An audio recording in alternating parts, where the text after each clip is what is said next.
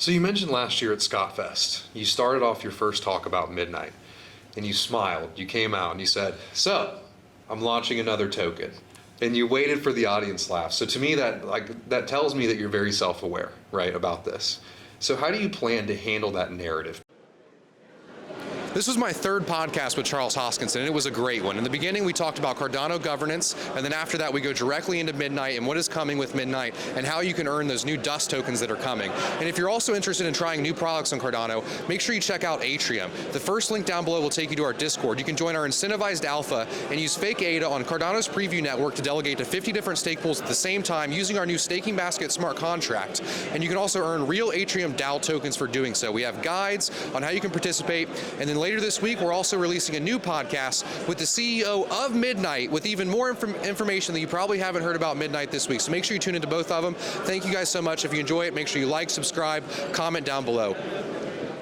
Hello, thank you so much for clicking this podcast today. This is an exciting one. A lot has happened since our last podcast with Charles Hoskinson. The last one was at Rare Bloom, and we were talking about the governance that was coming in the future, and now it's here. We have Intersect, we have the new CIP, and also Midnight is coming. How are you enjoying Dubai so far, Charles? Oh, I absolutely love Dubai. It's the crossroads of the world. It's one of the largest and most interesting cities. They got giant coral reefs. They have the tallest building in the world, the Burj Khalifa.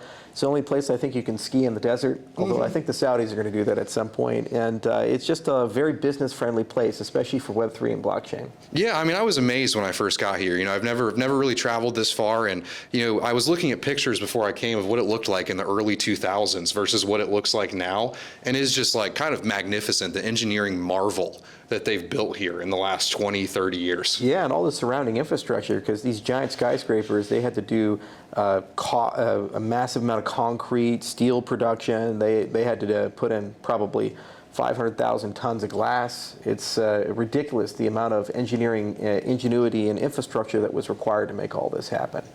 Yeah, I agree completely. And, you know, I wanted to start off with the, you know, the CIP workshop in Scotland that you hosted. I came there and I went to one of the dev workshops and it was amazing. So thank you so much for hosting that. But what was, you know, really the consensus from that? Like, what did you learn about governance? What was the community perspective on, you know, governance that is coming from Scotland?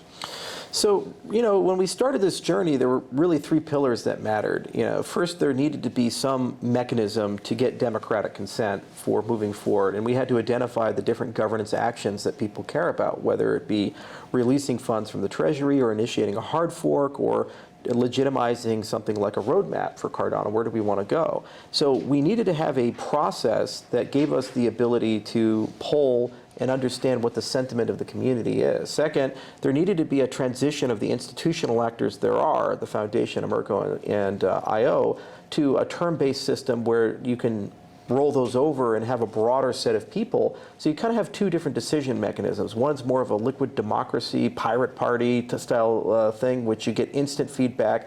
And the other one gets a traditional like constitutional republic style feedback that you expect to see from a senator or Congress.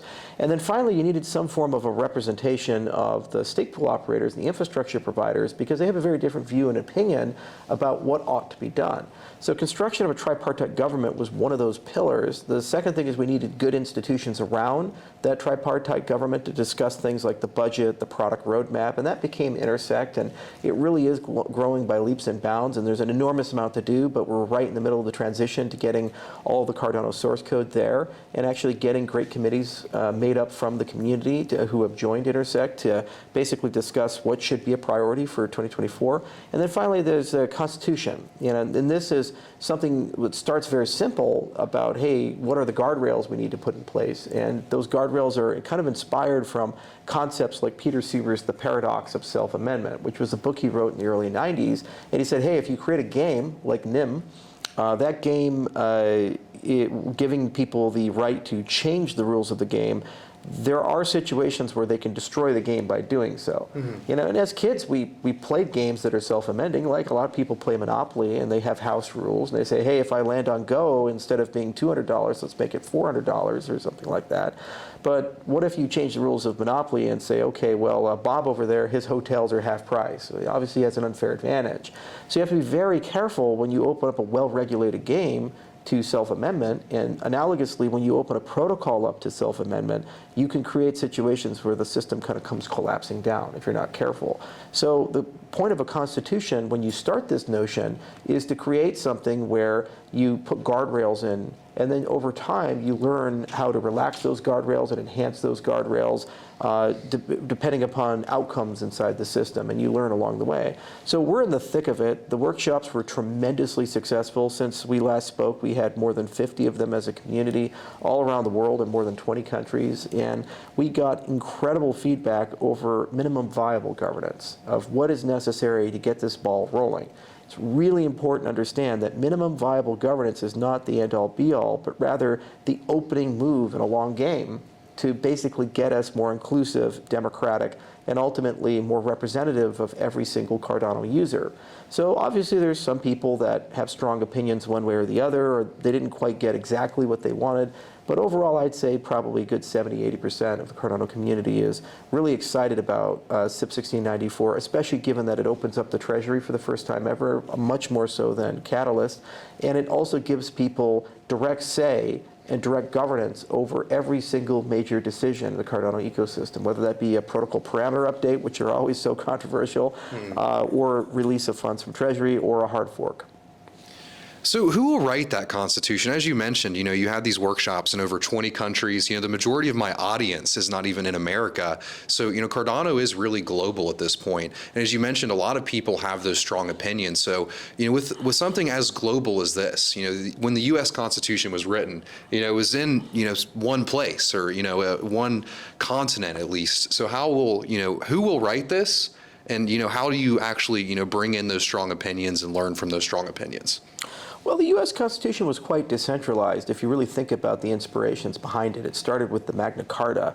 And in fact, actually, when JFK was assassinated, the British government gifted land right next to where the Magna Carta was signed to the U.S. government. So if you go to the UK, there's a small 1-acre part of a park where it's actually U.S. territory. You can leave the UK and go to the United States, and there's a big monument to JFK. So there's been a very strong linkage between some of those foundational rights that were established in the Magna Carta and the legacy of the U.S. Constitution. But they also looked at Athenian democracy. They looked at the failures of the Roman Republic and where things went to hell. They looked at a lot of French Enlightenment thinkers, and those became inputs into a process.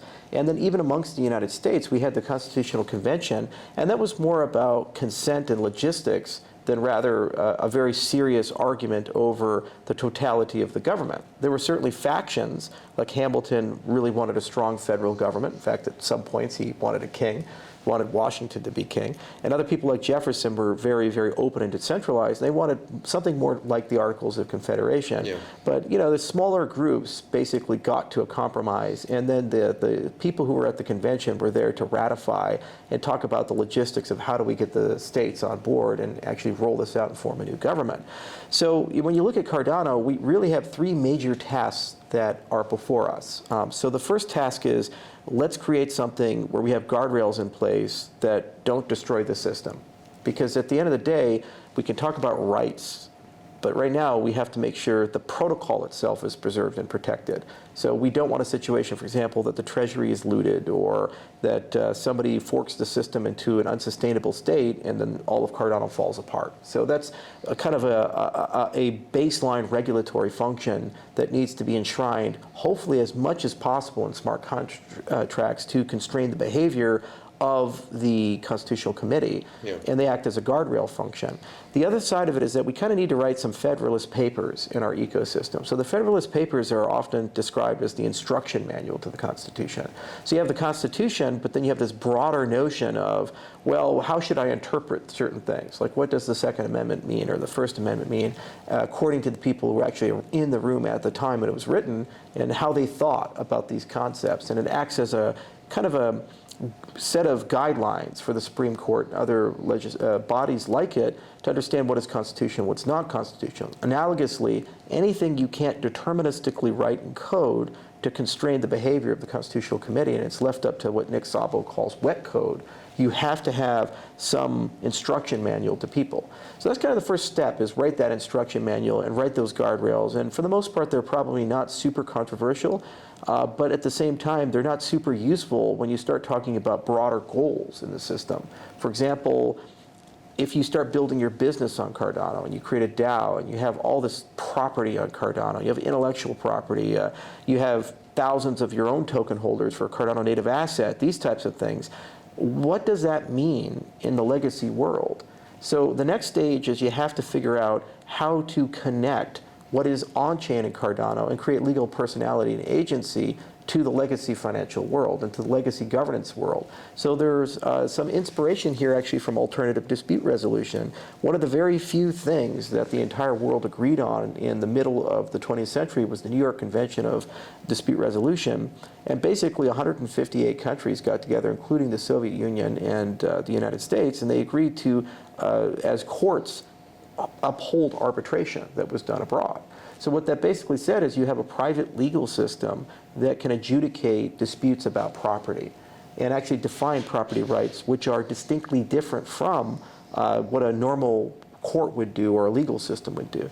So my belief is that what we can do is start defining the property of Cardano, the assets that exist, the 9 different types of assets you can issue, whether they be NFTs or securities or utility tokens, et cetera, and then we can actually build a dispute resolution system on chain, and that's kind of the next level, because then once you do that, you actually have kind of an alternative legal system, almost like Sharia law or tribal law or these maritime laws frameworks that exist that courts all around the world will take seriously. So you can imagine in a not too different future kind of an open reg and open law notion where a smart contract has legal agency. And when you sign something, when you actually interact with it, if there was a lawsuit, a court in Florida would say, actually, this thing a machine decided is a relevant thing.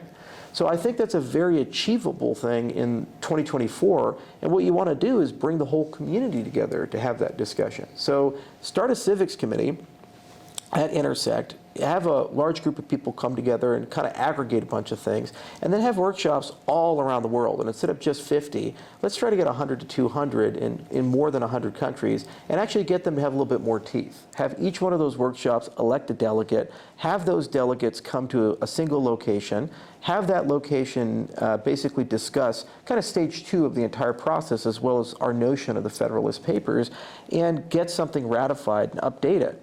And then what we can do is learn from various governance structures in the world and use this opportunity to also talk about a 5-year plan for Cardano, a vision for it. Because we did this originally. We had Byron and Shelley and Gauguin and Basho, and that was kind of a good idea. Yeah, People the really branding was amazing. Too. I remember exactly. seeing the first page with all in line. Exactly. For Voltaire. Exactly. And so do the same thing. And so get that branding in, and let's talk about the next 5 years. So you talk about your constitution and your vision, and every 5 years you bring everybody back together, and you keep iterating and refining that. And what you eventually do is you build kind of a network state or a digital nation in a certain respect. And as those things come together, people get more rights and the protocol gets more resilient. The other thing is that you'll have about a year's worth of governance at that point, and you're going to see where the flaws are in CIP 1694, what things people didn't really like.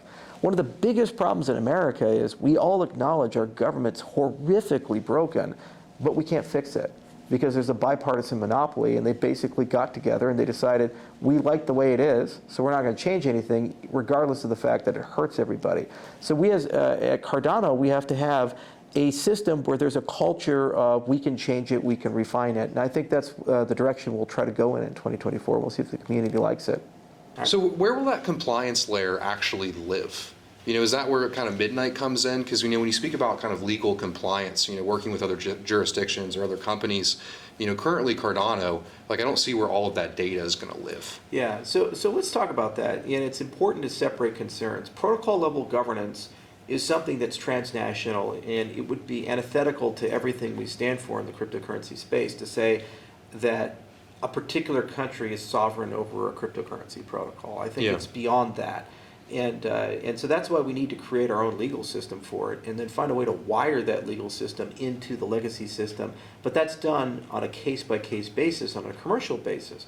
Then you have on and off ramps into that protocol, and I could imagine that kind of in the third stage, what you do is you say, all right, well, in the end user license agreement of particular things like the wallet software, you could have a modified license where it basically creates some legal wiring into your particular jurisdictions as a particular user, but then people have freedom of movement. They can obviously go from one wallet to another wallet. Yeah. The reason why this is relevant is that, unfortunately, the way the legal systems of the world are going, especially in Europe, especially with AI regulation, is they're starting to have real discussions about holding the open source software developers liable for how other people use their software.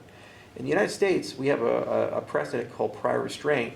Generally speaking, as an open source developer, when you write software, put it up on GitHub under an open license, and somebody forks that and uses it to do something naughty, it's not your problem. You're not held liable for it. You can't be sued for that. A lot of software companies lobbied very hard to make sure that that interpretation of the law is the way it is. But with AI, there's certain people starting to say things like, well, if you create a large language model, open source it, release it, and then somebody takes it and uses it to make a bioweapon or a chemical weapon, maybe you have criminal liability or commercial liability for that, which is a terrifying concept because as open source software, by definition, you can't predict how people are going to use your software, nor should you. It's not your business. So this is unfortunately something we do have to navigate. We've seen it flirted with in the DeFi space with things like Tornado Cash as an It's example. the first one. Yeah, and there's going to be more there. And I think that's more of a 2025 fight and a 2026 fight. We have to kind of build the onion. And the core of it is make sure the protocol doesn't blow up. The second is start creating legal personality and agency for the protocol itself over the things we care about, which is our property, and make sure that dispute resolution is done. And then really start drilling into these other touch points and wiring points. But every time you do that, the complexity goes up in order of magnitude, and your level of consensus goes down. Yeah. Because people have radically different opinions about governance. Some people like monarchies, and some people like communism, and some people like liberal democracies. And there's really never going to be one size fits all there. So you need to give some optionality and freedom. And the good news is there's a lot of great ideas that have come out in the DAO space and things like open regs, open law. And I think we can use that as a basis of a conversation, but it's only going to get done with an all of Cardano approach, meaning that we really have to bring everybody into that conversation. And that's going to behoove Intersect and the community as a whole to figure out how to do that over the next 24 months. Yeah, I mean, the fact that there isn't consensus, to fight that battle in 2025, I think that there needs to be, kind of consenting opinions and, a more decentralized governance structure, which is what's happening right now. I wanted to get into Midnight. This has been what's new lately. So, to start, what is Midnight for someone who's never heard of it before? So, when I wrote Why Cardano back in 2016, what we were really thinking around is this idea of a two-layer model. And it turned out the entire industry agreed with it, although they'll never give us credit for it. Some Vitalik competitors. But by the way, Why Cardano's been live since 2016, so we wrote it first. But the idea was that we had this concept of a settlement layer and a control layer, and I think we ought to rename them to an asset and settlement layer and a service layer. So when you look at things like privacy or IoT or World Mobile with a decentralized telco, you look at what people want to do with like a decentralized large language model, like a decentralized ChatGPT. There are dozens of use cases where that doesn't make a lot of sense unless you have a purpose-built blockchain specifically for that. And the issue with Cardano is that this is where you start getting kind of two different dimensions of conflict. One dimension is that Cardano was built from the ground up to be like a tank. It's indestructible. It's got the best consensus algorithm around. Ouroboros, thank you for helping run it. There's people like yourself all around the world who contribute. And at the end of the day, it's never gone down. 5+ years, 24/7, just chipping away, chirping away, doing amazing things, processing billions of transactions. And it wouldn't really matter if Cardano's market value was $1 trillion or what it's today. We'd have that same confidence that the system will scale to meet those particular needs. And a lot of our engineering focus has been, let's make that better, faster, and cheaper. So things like input endorsers, a lot of layer 2 concepts like Hydra, enhancements to Plutus. For example, BLS support is coming with Plutus v3, which will bring roll-ups into the system. So those types of things are awesome, and they will continue, and there's hundreds of engineers working on them. The problem is that in that dimension, it doesn't have a lot of room for a purpose-built blockchain like World Mobile, for example, where you have a federated network where there are, by definition, going to be some centralization. Why? Because you have licensed spectrum. The ITU and all these guys are not going to wake up and say, we're just going to completely change the way that monopolies work in the telecommunications world and just let anybody broadcast. So you can't really decentralize that if nation states prevent you from doing it. So you need a network that acknowledges that while certain parts can be decentralized, certain parts are perhaps federated, that's antithetical to everything we built Cardano for. So if you're going to build a purpose-built blockchain for these types of things and still achieve some degree of decentralization, you need to have a blockchain builder kit. And so we call this partner chains, and we announced it today at the Cardano Summit with Mike Kino.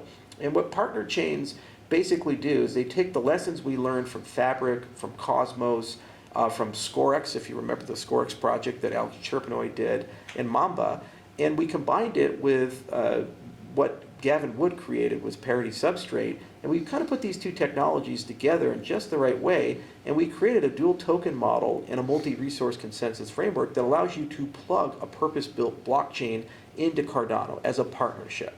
So basically what happens is that you pay the stake pool operators and the Cardano network as a whole the inflation of the system in exchange for decentralization and security and infrastructure and liquidity and all these magical things. But then you basically get your own blockchain as if it's a layer 1 experience. So kind of a hybrid between layer 2 and layer 1. Because what Minotaur allows you to do is to chain multiple consensus algorithms together. So it's not just proof of stake or a BFT protocol or something. You can be proof of stake and BFT and proof of work and proof of history and proof of space, all of these things together. It's multi-resource consensus. So you could almost run like a proof of work node and then also earn the inflation for Midnight as well. Exactly. You can pay multiple parties. And so what this allows the partner chain network to do is connect Cardano to the broader cryptocurrency ecosystem. So it's conceivably possible that you could actually borrow consensus from Bitcoin, Ethereum, and Cardano and pay inflation to all three. Because you remember the third pillar of the third generation was interoperability, and we have this big crisis where it will never be achieved because the way tokenomics work is we have a financial incentive to hate each other. So what we were trying to do is create a framework that not only extended Cardano and allowed radically different technological visions to be interoperable with our vision, but then also to allow Cardano to connect to the broader cryptocurrency ecosystem. You may have noticed that every now and then people kind of call Cardano an island, and that really helped us in the days of FTX and Luna and Celsius because we were insulated from that. We didn't feel that destruction. But it gets pretty lonely when you're an island in the middle of nowhere. And if we really want to be something that's the financial operating system of millions to billions of people, we need to have the ability to connect to the broader cryptocurrency and legacy financial space. So the point of Midnight is to showcase first the entire partner chain concept, that all of these larger order things like decentralized LLM and IoT and other stuff alongside privacy preserving technologies, showcase how that works in general as a partner network, and then more importantly, to really start imagining what a fourth generation blockchain needs to look like. Something that's not a layer 2 or a sidechain, but both at the same time, and merges the idea of identity and privacy in just the right way that you can start talking about automation of compliance and regulation, in addition to all the scalability technologies. So when you think about where all the growth is going to be, people talk about real world assets, people talk about security tokens, people talk about real estate, people talk about regulated DeFi, and the problem is when you get these 80-year-old people, they come by and they say, oh, well, just do KYC and AML and all this other stuff. You're like, well, if we did that the way you wanted it to, you might as well remove the D from everything. There's no decentralization, okay? You remove the D to get the D. So we're not going to do that. The industry should not do that because that it's pointless. It's basically just handing BlackRock and Chase the industry. But we have to offer a viable alternative because it's not okay to have every single thing in the entire world, trillions of dollars of assets, just floating around with no ability to understand and put consumer protections in these types of things. So what Midnight's trying to do is kind of thread that needle and put a lot of great technology together with Atala Prism and other things that we've built through the years, along with privacy preserving smart contracts, and allow people to basically build applications that automate the regulatory schema but protect your information. Well, the nice part about building this as in the service layer as a partner chain is that it becomes kind of a service that all Cardano smart contracts can start using. And as a result, if you need some privacy tech for MinSwap or for stuff that you guys do or any of these dApps or DeFi that's in the ecosystem, it's now there and it has a really easy development experience. We designed it to be basically TypeScript. We have a language called Compact. And that also then extends into the Ethereum world, it'll extend to Bitcoin, many other places over time.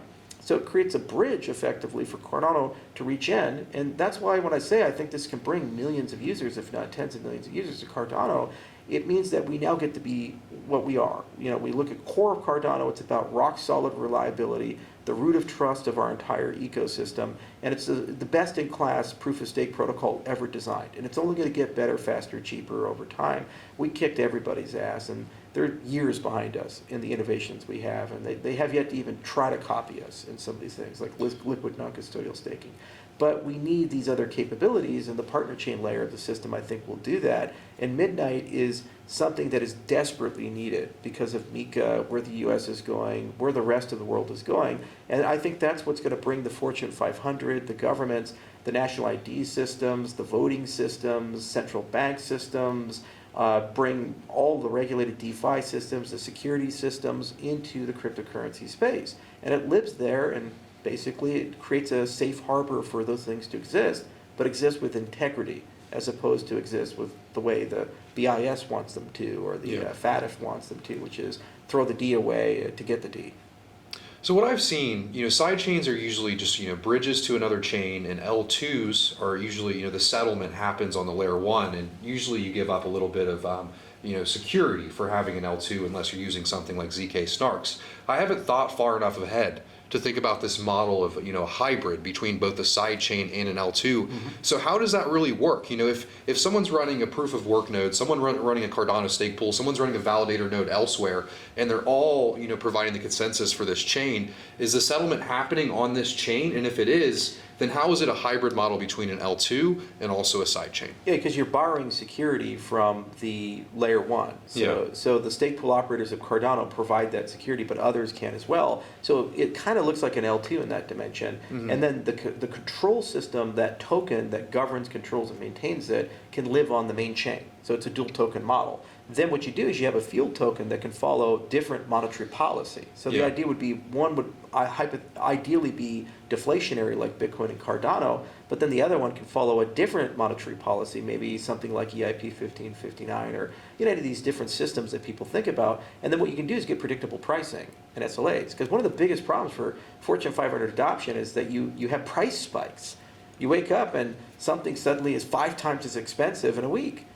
How do you get big Fortune 500 companies and everyday businesses to come and use your thing like a cloud product if you have no price predictability? Amazon Web Services doesn't call you up and say, hey, yeah, we fucked up really bad, so all your hosting fees are going to be 3x for the next week. You would be like, okay, I'm going to immediately move to a different host. Yet that's literally what we do in the blockchain space, because you overload your token with the governance, the maintenance, and a litany of other capabilities alongside the service fee side of it. So a hybrid system would have a dual token model where one token lives on main chain, and it allows you to really get your security right, and the Cardano native asset standard is perfect for that. And then the other token would live on the partner chain and then access kind of the fuel, and it can follow a different economic policy. The other thing is that you can change that economic policy if you notice your price predictability is not where it needs to be, without compromising the deflationary monetary policy that people come to know and love inside the industry with the main chain. So that's how you get that hybridization, is you need something like a Minotaur that allows you to put numerous consensus algorithms together so you can have security incumbent in the layer itself from its own consensus, but then borrow security like a layer 2 does from a different system, and then you can have a dual settlement system that they have different notions and means, and they also allow you to have an easier liquidity story, because all an exchange would have to do to support your token would be support the Cardano native asset standard, kind of like how they support ERC20, and they wouldn't have to think too hard about, what's this partner chain framework look like?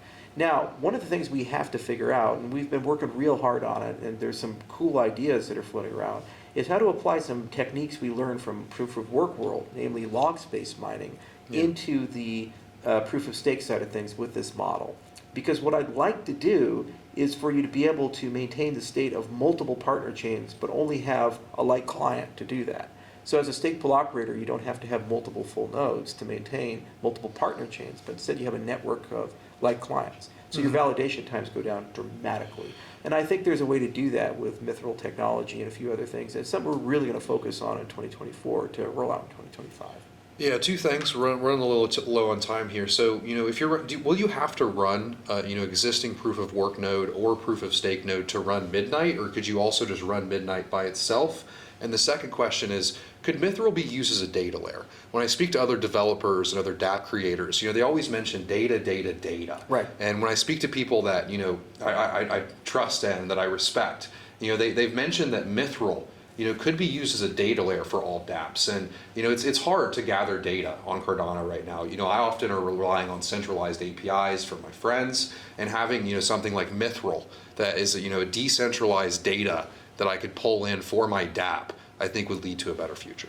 Yeah, and it's actually one of the reasons we really explored BLS support and Mithril at the same time, and we got both of them done at the same time. Yeah. Because what the BLS side of the house does is it gives you kind of a hook to start talking about recursion and snark-based systems, so that you can have data availability or data live somewhere else, but you can still get a high degree of fidelity that what you're looking at is accurate and it's dynamic. And then on the other side of the house, the Mithril side, it really does give you the ability to bootstrap things at a remarkable level. Like we were doing internal testing with Daedalus. The real Daedalus Turbo is what we built internally. We could actually bootstrap entire blockchain full node in 20 minutes with Mithril instead of 3 days. Yeah, imagine that from a light client perspective, and it not relying on a centralized node. Exactly. That's amazing. So what I want to do, since Mithril 2 just came out, the ALBA construction really is as good as it gets. These compact certificates inside Mithril. So we're now at a point where I think it's prudent to start talking about integrating Mithril itself into the Cardano blockchain, the ledger itself, and then exposing that in the header or some part of the block body for smart contracts. Yeah. So that becomes a hook for data availability. But actually, I think the best option is a partner chain to evolve. Some Horizon, which hooks into BLS and hooks into these primitives and gives you a very rich decentralized storage layer, which has different storage properties that are rent-based.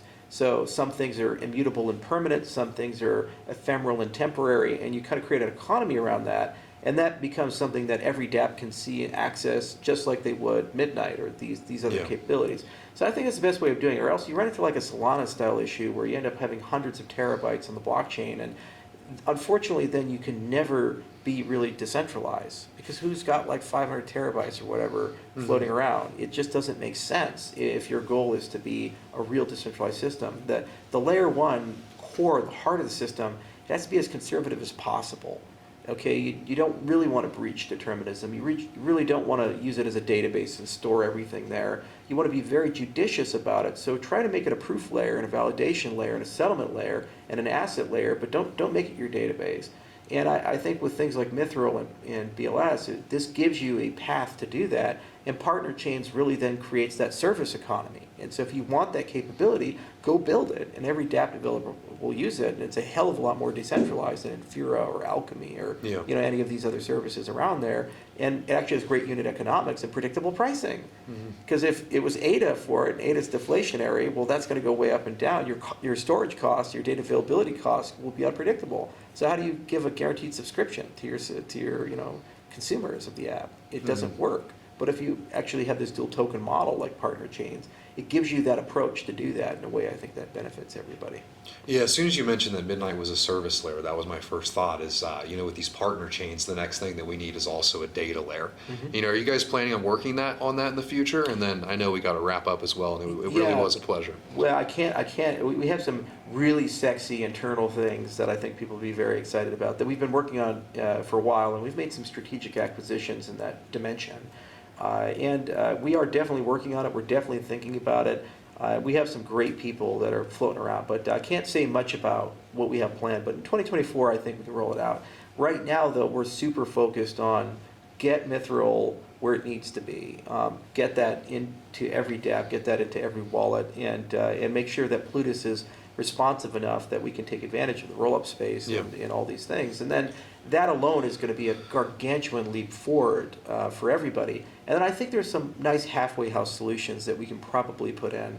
Like it would be nice to have a rent primitive where you have almost like Algorand boxes, some structure that you can store stuff, but say, hey, unless you pay rent for it, it goes away over time. And so that you can use that as an intermediate step for proof construction and multi-sig and MPC protocols, and just kind of a storage area for mempool overflow and these types of things. So that would be really nice to have inside the system. But how to do that in a fully decentralized system is It's complicated. It's complicated because you can really break things if you're not careful, and also people can use it to store malicious files and all kinds of stuff. So there's a security implication with it. Yeah, so someone that hasn't found success as an SPO, could they just run Midnight without running Cardano node or running a Bitcoin miner? Yeah, so that would be the intention, is to allow people as SPOs to have a network of things that they want to run. And one thing that definitely needs to happen is we need to improve the SPO experience overall Yeah. as an ecosystem. Through Intersect, we're going to try to get as many SPOs as possible to join and be on a steering committee, a working group, to talk about not just how do we improve that experience, but what foundational software should we as an ecosystem invest in to try to make it as turnkey as possible. And so as an SPO, you can just kind of click down what chains you want to support, from the main chain to the partner chains. And then the other side of it is also to make that as containerizable as possible, so that things, if a problem occurs, don't spill over and damage the rest of your stuff. Because you don't want downtime. You don't want a situation where, because somebody screwed up on some configuration in one of the partner chains, which invariably will happen if you have enough of them, that somehow now your whole SPO goes down and you lose all that revenue. And then what's really cool is that marketplaces will form, because when people delegate in the delegation centers, it's going to now show which tokens you're mining, which partner chains you're supporting. And as an ADA holder, instead of getting just ADA as a reward, you're getting ADA plus the rewards that come from all the blocks that the SPO is doing. Yeah. You see, and so what this will do is start encouraging people to form mining coalitions, staking coalitions. And this is why we wrote Conclave. We kind of thought about this ecosystem years ago. We said, okay, maybe one individual stake pool would kind of have some trouble doing that, but maybe if you federate a group of them, then people can specialize in infrastructure for different things. Like the data availability would be very data intensive, and maybe there's a lot of mining activity on something like Midnight because you're using useful work for proof construction and snark construction, these things. And so, if you get 5-6 miners come together, or 5-6 stakers come together, then suddenly that can be one unit, and they can provide a broad spectrum of rewards to everybody. And it creates kind of a market system, because partner chains need the ability to be launched, but they also kind of need the ability to die, too. Yeah. If you build a lemon of a partner chain, it should be the case that the network kind of self-regulates in that dimension. So it's going to be real fun to see it. With that self-regulation, obviously there's going to have to be some sort of delegation on Midnight, right? Does delegation on Cardano, the proof of stake model, have any impact? For example, let's say you have a large stake pool, 50 million ADA, and you have 10,000 different users in there. If the same amount of dust is going to each different stake pool, then the users that delegate to a pool that has higher users, they're going to get less, rewards from this partner chain. So, a side chain like Midnight, would it actually have an impact in the amount of delegation that you actually have on Cardano from the rewards coming in? Yeah, that's a really prescient question, and it's a hard one to answer at the moment now, because we're still kind of refining some of those tokenomics. Yeah. You can look at it different ways, because you actually would have 2 tokens instead of 1 token. So there's not just this dust thing, but then you also need something to represent ownership of the system, because dust is kind of the fuel of the system. And then the whole point there is potentially to consume it in the transactions and generate it on a regular basis. And what's fun is you can explore completely new monetary policies, like even demurrage, where it decays over time if you don't use it, kind of like a commodity. So there's some really cool things you can do there. So the question is, how do you handle that emission rate in a way that's responsible? And we've had a lot of models that we work with Phil Lazos and the other guys out of, especially the guys over at Oxford, about different ways that that's sensible. But we haven't found exactly the ideal candidate yet. We have a direction for it, but we eventually are just going to have to make some compromises. Then when you talk about the governance of these systems, remember you talk about multi-resource consensus. So inflation is technically paid to wherever the security is coming from. So it could potentially be paid to, in addition to the Cardano stake pool operators, to Bitcoin miners or to Ethereum miners or these other people. And that's what broadens everything in the entire ecosystem. And it really creates an incentive for interoperability. So how do you ratio that? Yeah. And also, is there It's tricky. convertibility between the governance token into the feel of the system? Like, can you destroy one to redeem for the other? Again, we looked into those systems, and there's a lot to think about. And I would like to have enough flexibility where the partner chain designer has a lot more say in this. Yeah. Like, you can imagine World Mobile, for example, when they go down this road, they have to incentivize people to put up aerostats, and they have to incentivize people to put up a buy spectrum, and there's different notions of partnership. So there's like Bob, and I'm driving to work, and I hate the dead zone, so I put a little something on my land to get rid of that dead zone so my phone doesn't drop every time I'm driving home, to the local telco that's in Wyoming or Nebraska or Florida that wants to actually compete with the big guys and actually have a different distribution model.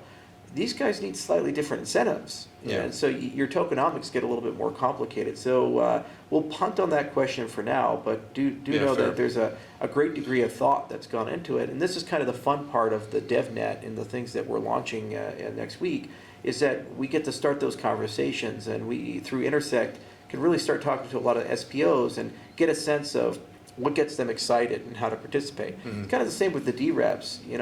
There's many different ways you can compensate participation in government, from uncompensated volunteerism to actually paying them directly for participating.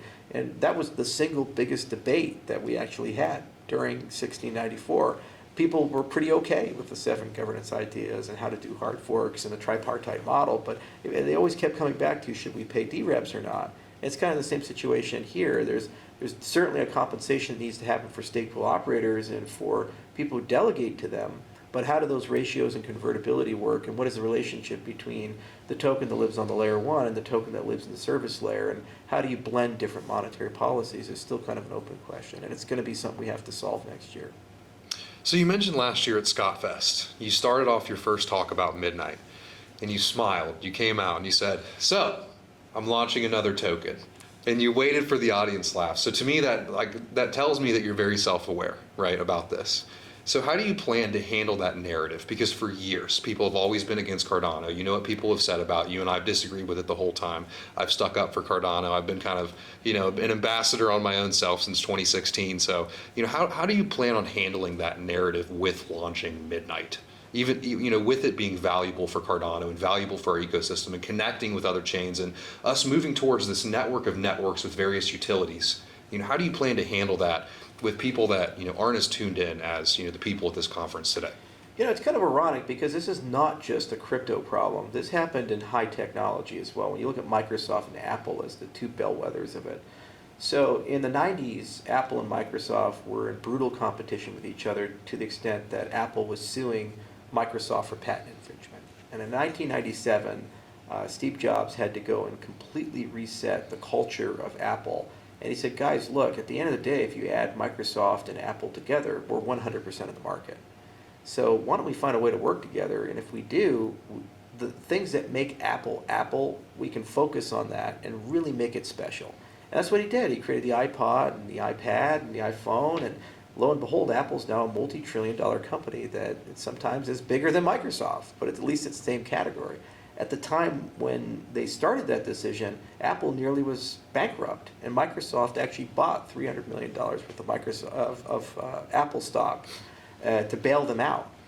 So it was a very different time. I mean, getting Bill Gates to appear behind you on a screen and force you to make Internet Explorer the default browser is probably not something that's fun and exciting for that community.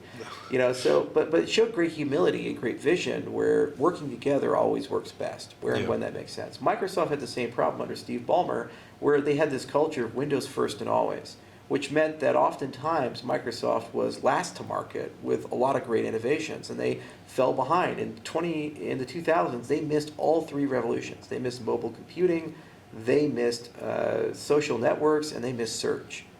Yet they knew in the 90s that these were going to be the hot things, and they had a tech monopoly, 94% market share. How do you have a $600 billion company, 94% market share, and have the cheat sheet of what the next 10 years you need to invest in and fuck up on all 3? It's because your culture is wrong. That's what Satya Nadella wrote and hit refresh. So the reality is that crypto resets every generation.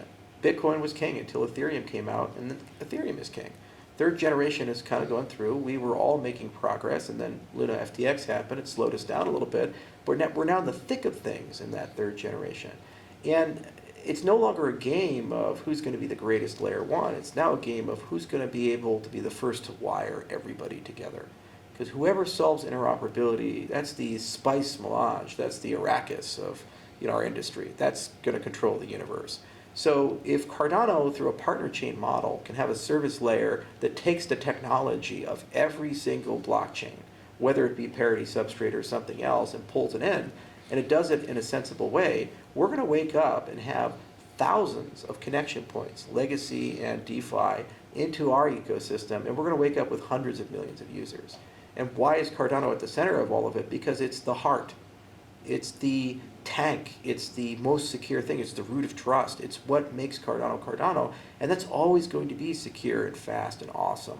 And it's always going to have a place and purpose. And ADA is the feel of that heart. And so what it does is it puts us in a very different role, and everybody looks to us as like the TCP/IP of the industry. They look to us as the most fundamental thing, instead of how do you beat Ethereum or how do you beat that. That kind of thinking never gets you anywhere. So some days you're friends, like Apple and Microsoft are friends in many respects. Other days you hate each other.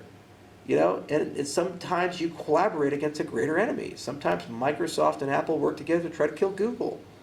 You see, because Google's pretty threatening, especially on the large language model, on the AI side. There's a lot of collaboration there. So the community needs to have that ability to be dynamic like that. And we all have to grow up a little bit and be mature. And it's okay to kind of step into uncomfortable waters and embrace that. But the other thing that's a bit disingenuous is to say that somehow we've lost focus. This is the only industry in the world where you're number one in software development, the entire industry for protocol development.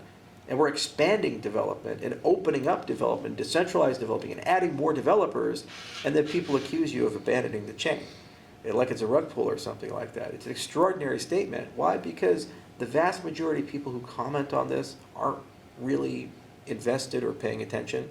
They just really love shitposting on Twitter and saying stuff and applying crazy things. I've been here for a long time, 10 years, and I'm not going anywhere. But roles have to change, responsibilities have to change, decentralization has to happen, and you have to broaden your base in order to get where you need to go and be a better company. And so that's what we've done, and we've tried to reset our role, and we've tried to mature the ecosystem a little bit, and sometimes we call people drama queens and say grow up, and other times we try to really highlight and emphasize where great work is being done. And of course people can disagree, but then it's not good enough to disagree. You have to bring something to the table. You have to bring some alternative to the table, some vision to the table. What are you doing? What are you writing? What are you building? We've written 193 research papers, just published our 193rd one, Mithril 2. We're not slowing down. We didn't shut all the labs down. We're not firing all the engineers. And keeping that around, we're still building. Okay, and we show up every single day. I'm here in Dubai on 3 hours of sleep. You're there at NFTLV too. They're at NFTXLV. By the way, the flagship sponsor, because all the other sponsors pulled out. And we spent hundreds of thousands of dollars keeping that event there because it's vital and important for the ecosystem and the community. Oftentimes a lender of last resort in that dimension. So we do that, and we keep showing up, and I think people need to be more tempered in some respects and realize that we have to work together. And we have to stay positive. We have to be mature, and we have to be intellectually honest about where we're ahead and where we're behind. We are so far ahead on the science and on the consensus side. We know with Ouroboros as an ecosystem how to make that so amazing and be the heartbeat for an entire industry. We're not exactly ahead on developer adoption. We're not ahead when you talk about being in the conversation for Fortune 500 in government. By the way, Ethereum's not even ahead there. That's Hyperledger. They're doing a great job. Danielle is amazing, the work that she's done there. So instead of pretending that we're universally good at every single thing, let's adopt models where we're good at partnering so that when we wake up, we take everybody's strengths and they become our strengths. And we give our strengths to them, and then we're one industry and we achieve the mission of decentralization. I think that's the approach, and that was the lesson of Steve Jobs in the 90s and Satya Nadella with the new Microsoft, and lo and behold, those companies now are multi-trillion-dollar companies with billions of customers, and they're not going anywhere. They're very strong. Well, thank you so much for this podcast, Charles. I definitely learned a lot about Midnight. I'm looking for your keynote speech that's coming up soon. And I'm honestly excited for the future. I have been this entire time. And, I think that, people do get nervous as new things happen. And, when someone's working on something new, they're worried about, liquidity or SPOs or developers going somewhere else. And honestly, at this point, I think we need more information, but I do also believe that we do need a service layer for Cardano, and we do need a way to connect Cardano to other chains. We also need a data layer, and I think we need a way to build L2s on Cardano. But we're working towards that. We're also working towards governance, and we're in exciting times. So thank you guys, and thank you so much, Charles. Thank you so much. Cheers. Cheers.